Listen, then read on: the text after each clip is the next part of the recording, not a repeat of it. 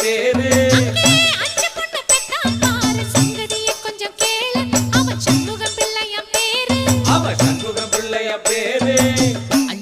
அரசனே ஆண்டி சண்முகம் பிள்ளை பாடு திண்டாட்டம் தானே. மீனாட்சி பக்தனான சண்முகம் பிள்ளை வறுமையால் வாடினாலும் நாதஸ்வரம் என்னும் இசை செல்வத்தை கையில் வைத்துக் கொண்டு வாழ்ந்து வந்தார். 5 பொண்ணுன்னு சொன்னீங்களே, அதுல கண்ணாத்தா யாரு?